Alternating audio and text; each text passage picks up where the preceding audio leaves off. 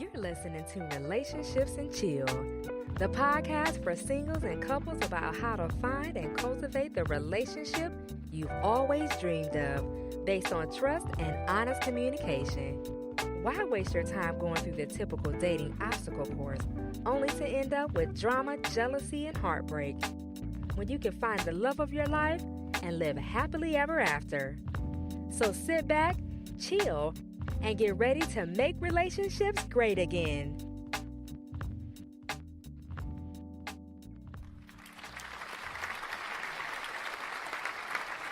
Welcome, everyone. Welcome to another edition of Relationships and Chill. I am your host, R. Anthony, and today we are back with another exciting episode of Relationships and Chill. Today I want to talk about how do you prepare for a great relationship? Like, while you're single, how are you preparing yourself to be ready for the person that will be your last relationship? And so, I want to do this because I run into a lot of people that are in relationships, and as the relationship progresses, what tends to happen is a lot of people get into relationships without kind of just blindly going into them. And when the relationship progresses and goes forward, the people that's in the relationship start to get to know each other. All the shellac of the being in love phase is wearing thin and wearing off. And now it's just two people. And in the process of dealing and having these two people in a relationship, things become more revealed.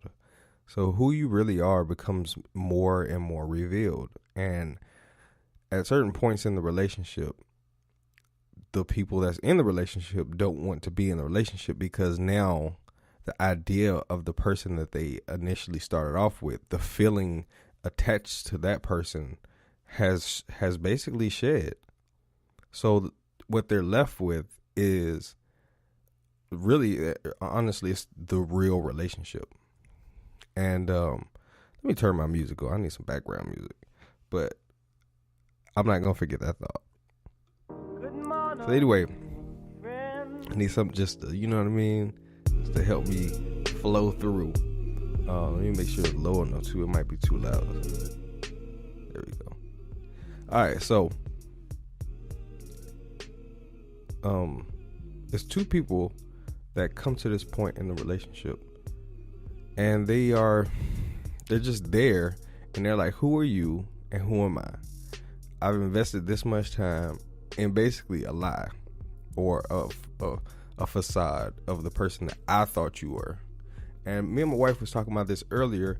A lot of people, what they tend to do, what people are typically doing is when you're with someone, you have this idea of how they should be, and you fall in love with the idea. You don't actually fall in love with the actual person because the person hasn't been revealed yet. You're still going through and peeling the layers, and time is peeling the layers, and experiences is peeling back layers, and different things that you guys want to do. The exposure is totally different when you're together on a day-to-day basis, and you have time to examine each other and to review each other's movements and the things that person does and the things that you do. So now you have time to actually dig into those things. And what tends to happen is, as the time goes on, you start building up these cases or these little tidbits against that person. So you don't want to have that happen in a relationship. You want to get a lot of that stuff out of the way, but with the mindset and the mentality that that's coming. But let me not get my expectations. That's why I really do preach limiting or removing your expectations. You really want to remove them, because what it does is it allows the person to be freely who they really are. And you can fall in love with the person. And when you're in love with that person, it will last, because you'll make the adjustments and they'll make the adjustments. But the person that you are and the person they are at the core really do love each other. You really like that person. They're not just the idea of what you like or the idea of what you love. It's the actual person. So that's very important to take into and move into going into a relationship. You don't want to fool yourself into being in love. And you definitely don't want to fool the other person that you are who you'll be in the next 5 or 10 years either. So you got to give that leeway, not only for yourself, but for the potential candidate that you're going to eventually attract. So it's very important to keep that in mind, that going into a relationship, it's not going to be the same. It's not going to be how it initially starts. The love and the feelings that you have will change. But that's the first layer of it. That's the first level of it. The next level and the next layer is now that's been removed. And now we have a whole bunch of stuff going on in our lives together. We've combined things in our lives, and the way that your habits, your bad traits, my bad habits, my bad traits, the good things we do, the bad things we do. These are the tools that we have to get everything that we want to accomplish done. Now, you can't really be mad at a person when you yourself haven't accomplished the things that you wanted to accomplish while you were single. And now you're getting into a relationship with the expectation and the hope that that person will help you accomplish the things or more things than you accomplished while you were single. See, what tends to happen, what should happen, is you bring a list of your accomplishments. That person brings a list of their accomplishments also.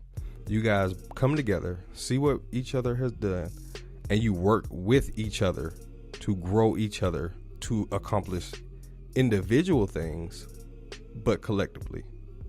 And what I mean by that is you're going to have things that you do as a woman or you do as a man that you only can do in that relationship. Certain things pertain only to you. That's your department. Like if you're working at a company and you are an accountant, the numbers and the financial aspect is your department. Now, somebody who's in customer service has no business in your business, and you ain't got no business in their business as customer service. But the company itself is the main objective, to make sure that both parts are doing what they should do and what they need to do to progress the company. The relationship is the company. And as two people are going and building this company, there are certain things and certain responsibilities that fall on the man and that fall on the woman. So with that in mind, and being in the dating process and keeping those things in the forefront of your mind and understanding that I may not be ready for a relationship. I may not be ready to be, even though I desire it and I want it strongly, I may not necessarily be ready. So I'm kind of giving people a rough draft of what to expect in a relationship. I'm giving you guys a Jet Magazine article version of what a great marriage is. Because there's really not a lot of information on a great marriage. There's a lot of information on marriages, but there's not a lot of information on great marriages. And also there's not a lot of information for single people to be ready for a great marriage. They tell you to work on yourself and all that stuff, but what does that mean in the long run, and how does that affect the relationship that you're desiring to be in? So those are some of the things that I'm about to share with you guys. Well, so one of the main things is, like I said, limit your expectations. Don't worry about what is or what you desire. That's going to happen. But now at this moment, what we need to do is pay attention to what we're attracting. What are we drawing in? What's coming our way? It's like if you wanted to buy a house. You can't buy a house based on a budget that you don't have. You have to work with the budget that you do have and what you have coming in. You can't expect to buy something when you can't expect to buy a house when you have no income or no income coming in. So you gotta observe what you have coming into your life at the moment to see and to take stock in what you can accomplish. Meaning that your limits, who you are, is attracting the things that you're attracting. There's really nowhere around that. You have to be very open and honest with yourself, and that's the main thing. Because what happens is when you do that, when you're honest and open with yourself, you can see the honesty and the openness of other people. It's kind of like a light bulb. It's like a candle light. When you allow yourself to be honest and open with yourself, and you tell yourself the truth, then when people come and they lie to you, you'll be able to pick up what something just don't seem right. Something just it ain't lining up. Because I know how the truth feels. I know how the truth feels when it comes to me. And that doesn't feel true. That doesn't feel like what a person who's speaking truth says. But that comes with practice and doing it within yourself. And then you'll attract different candidates. You'll attract different people. And even if you're in a relationship right now, the truth that you begin to tell yourself will begin to illuminate the truth that the other person, your partner, is telling you also. You'll begin to see things in a different light when you begin to take responsibility and take your blame and accept it as true. Then you'll be able to observe that other person and say, okay, this is the true person that I have to fall in love with. That's really the crazy part about it. You have to fall in love with the true person, not the idea that you have in mind. I know I'm a little all over the place, but follow me, please. You gotta be observant of what you're attracting. Know what you're attracting and kill your expectations, because your expectations will create a false narrative. It will create the idea that you want to see, not the idea and the truth of what is. You got to seek the truth.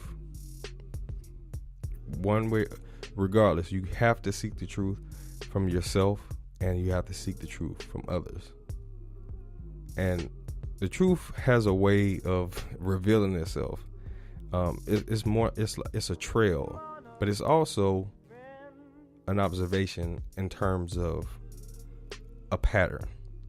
So when a person has a certain set pattern, and that pattern changes, and you're in flow and you notice that change, you'll be able to kind of tie it back to when, and you'll be able to see the subtle changes that you probably wouldn't have noticed had you been in any other mental space.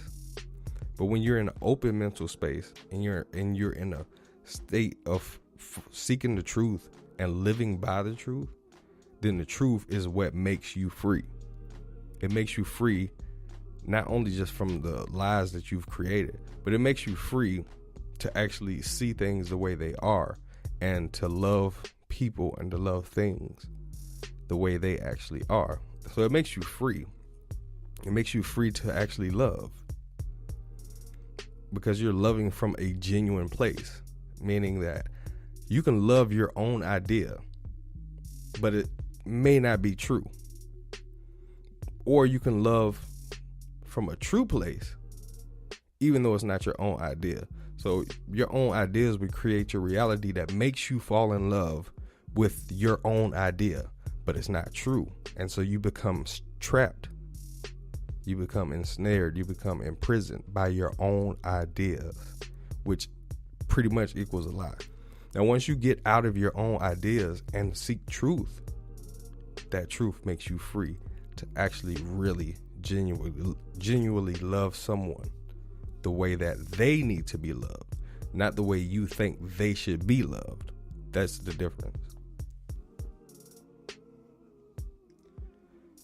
Another thing, guard your heart.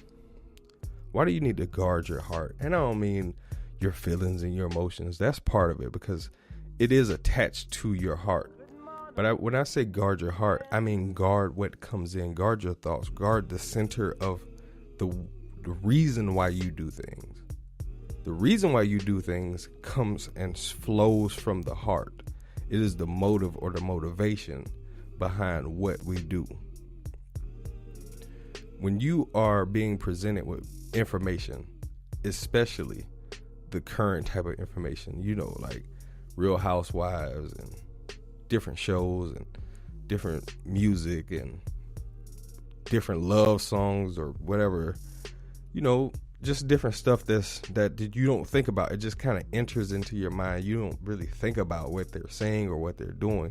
The entertainment value lowers your defense mechanism. So it just flows right into your space, into your inner being. And your inner being is what controls your life and how things are dictated in your life. It really controls your view of things. So as your view is skewed, your reality becomes skewed. It becomes false. It becomes a idea of how you think it should be. But it becomes the norm because everybody else is having that same experience. Because nobody is putting the picture together and realizing that what we're watching or what we're ingesting is just like food. If we're all ingesting the same thing and we're all sick, nobody's going to know we're sick because we're all in the same condition. So we all seem healthy. But it's only when you stop ingesting the things that everybody else is ingesting and you start ingesting something healthier and better that you begin to see, I was sick. But the problem is when you try to tell people, those same people, that they're sick, they're like, no, you're crazy. Everybody's like this. But when you get the results of living the life that everybody else is wanting to project, then you start seeing the difference. And that's what I want to do. That's what I'm doing with Relationships and Chill. I'm just showing the difference between being in a sick relationship and being in a healthy relationship. Because everybody, for the most part, has sick relationships, but they think this is how it's supposed to be because media and different things are pumping that into our brains and making us see it that way. And we're experiencing those things that we see and we think is the norm. And then we wonder why the divorce rates are so high. We wonder why people just give up on relationships. And we wonder why people have a hard time finding relationships because everybody's living the same lie. Everybody's living and projecting the same ideologies and having the same results. So everybody thinks that it's normal when it's not. But wisdom and truth can be traced back to the beginning of the time. If it worked then, it worked now. The same sun shined 1,000, 2,000 years ago that shines today. It ain't no new sun. But we try to say, well, it's the same sun, but it's a different planet. No, the sun is gonna shine. It's gonna do what it's supposed to do. Truth is gonna always be true. Lies can change every day, but truth will always reign. So guard your heart and seek the truth, because truth is the only thing that can free your heart to actually genuinely and truly love. Make sure you observe what you're currently attracting, because that's really the only way you can map the difference. As you go through and listen to Relationships and Chill, and you start using the things that we're suggesting, you'll begin to see that there's a slight difference in the type of people that you attract. There's a slight difference in the places that you want to go. There's a slight difference in the things that you want to eat. It'll be differences that you will absolutely 100% notice. Your mind will begin to change. And as your mind begin to change, the people that you will attract and draw in will begin to change also. It cannot stay the same. Nothing can stay the same. It's either decaying or dying, or it's growing and getting stronger. But you're determining which one is getting stronger. You're either getting stronger in the truth, or you're going to get stronger in lies. But be likable. Be friendly. Be cool. And just enjoy the process. Don't think the process is more important than the destination. But at the end of the day, the journey and the process is shaping you for the destination. It's shaping you for it. But don't lose sight of the destination, because you'll get stuck in the journey or in the process and wonder why in 10, 15 years you're still looking for that man, or you're still looking for the wife and the woman of your dreams. It don't take that long. It don't take that long to get from Georgia to California. It takes longer than it does to get from Georgia to Texas, but I can still calculate my journey from Georgia to California because other people have taken it before also. So I can use some of the stuff that, here, there, that the people that have went on that journey. It should take me about 4 days. It shouldn't take me about 30 years to find a person, when there's a lot of people that's finding them by the time they're 30. I know I did. I learned from my mentors. I learned from the older people. I studied them because they had more truth than the younger people. They had more truth than I did.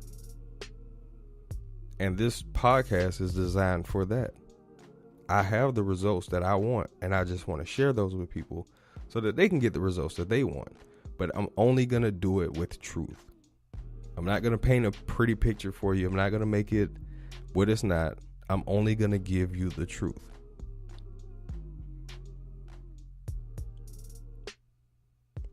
Another thing, you got to be open. But that goes back to being cool and just being likable, because it's more important to be likable on the onset than to be loved. I have family members. I have a lot of family members. Some I like, some I love. Some, because at the end of the day, you can have family members that you love. That don't necessarily mean you like them. That don't necessarily mean you want to hang out with them. But you love them because they're your family. But then you got those same family members who you really like. Those are the ones you hang out with. You don't even think about love.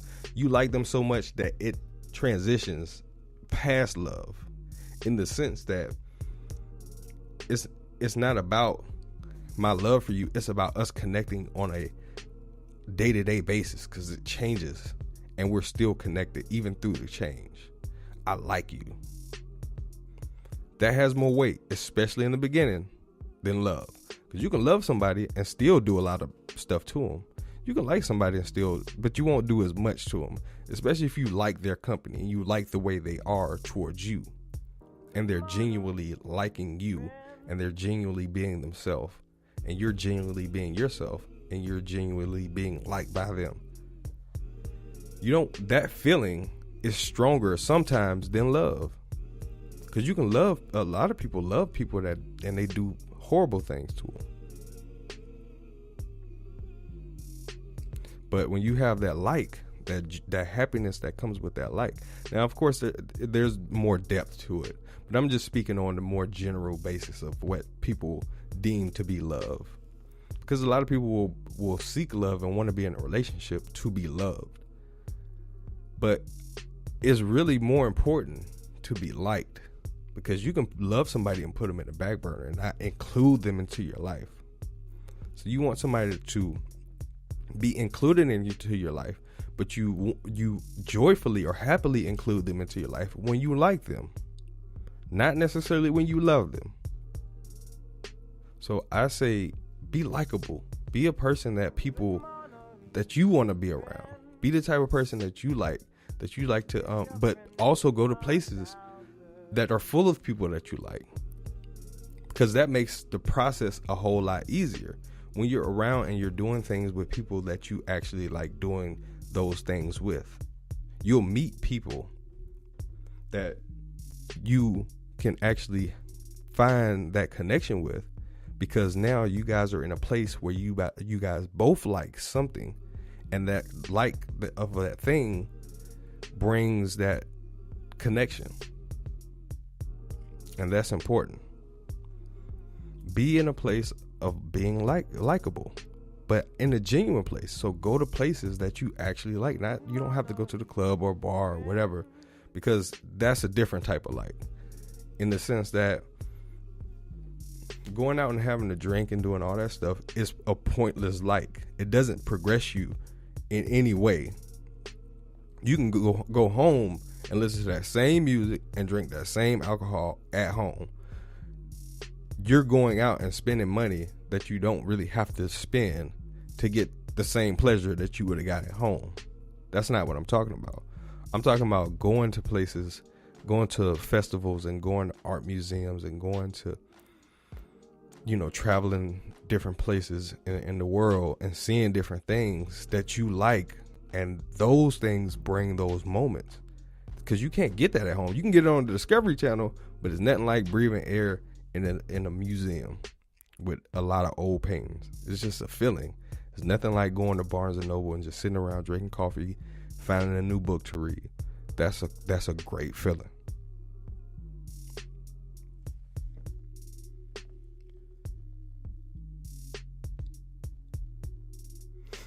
So, last but not least, you got to know what you want. And I say that, that's obvious. Like, people know it.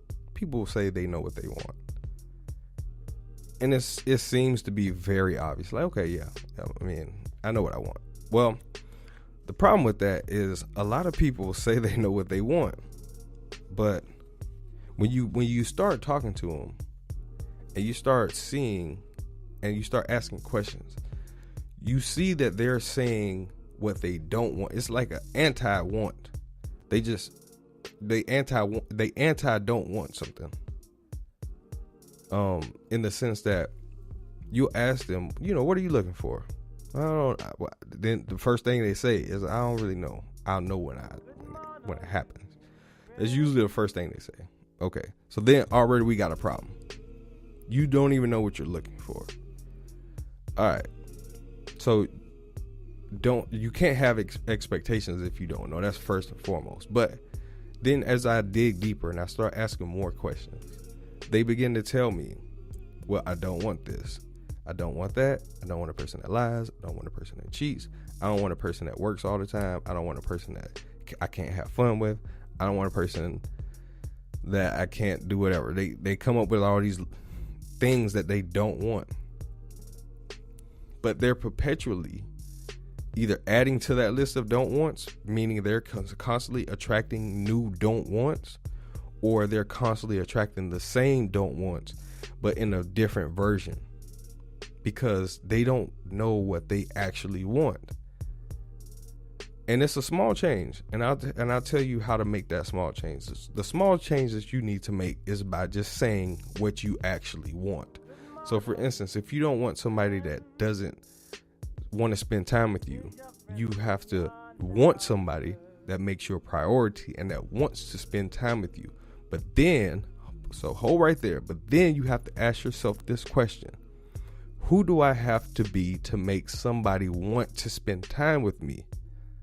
A lot of time with me. And you have to be likable. So it goes back to, all these things will go back to each other. You have to be likable for somebody to want to invest that time into you. You have to be unique. You have to be something different. And all these things, I believe, will help you start to distance yourself and be something that is totally different from what the person that you're looking for is looking for. That you'll shine. You'll stand out. That's what my woman did. And that's what I did for her. I stand out from what the norm is because I stand out from what the norm is. Meaning I don't do what the norm does. So I'm not gonna even be lumped into that category. I'm gonna separate myself because I'm doing things differently. And these things that I just outlined, I believe will help you to separate yourself from the norm. Like I always use this analogy. If I go to the grocery store and I'm looking for, a razor, there's thousands of razors. There's a lot of razors. But as I'm going through the aisle, I'm gonna look more in depth at the razors. Okay, this one has five blades, and it has got the little reverse razor on the side, so I can line my mustache up.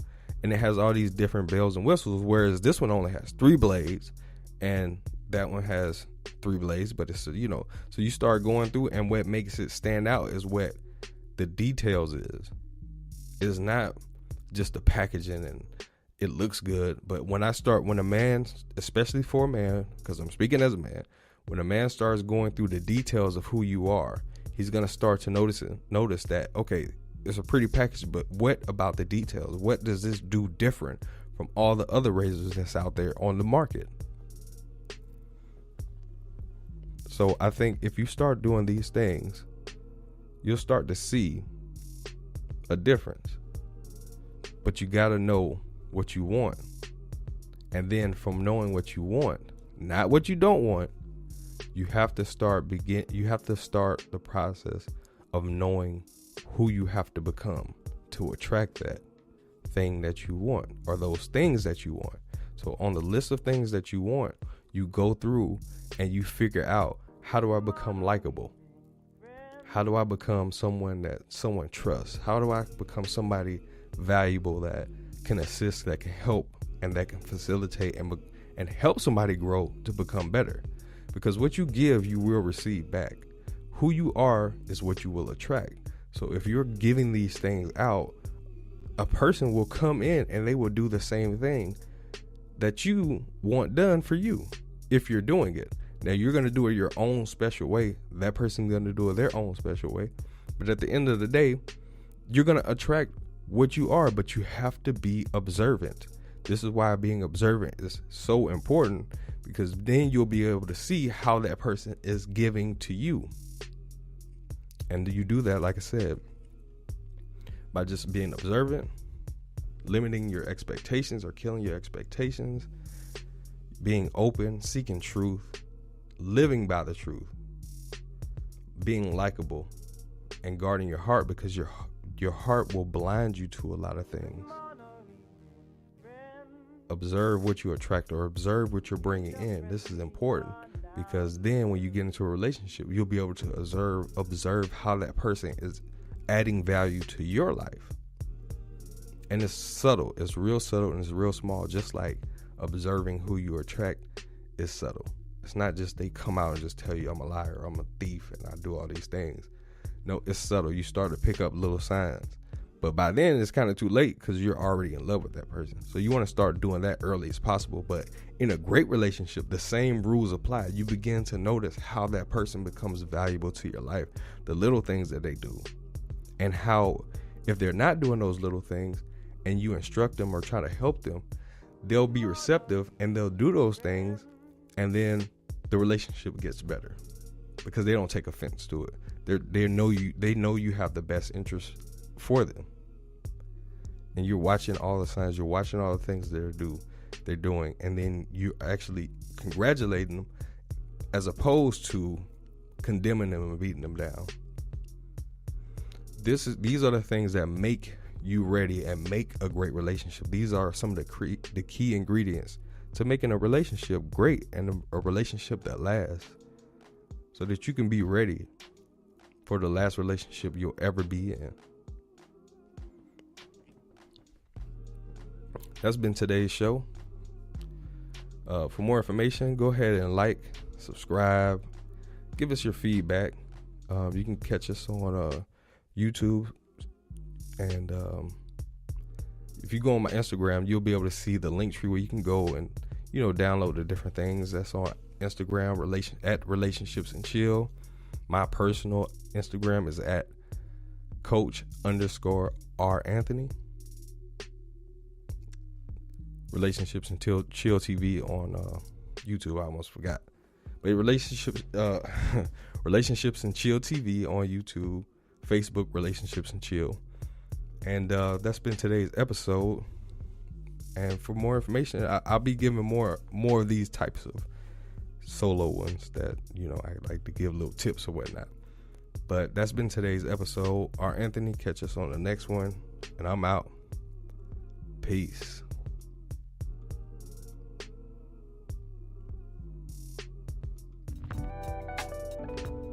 Thanks for listening to Relationships and Chill. For more information on cultivating the relationship of your dreams, please follow us on Instagram or Facebook at Relationships and Chill, or subscribe to our YouTube channel at Relationships and Chill TV. You can also visit our website at www.relationshipsandchill.com. Together, let's make relationships great again.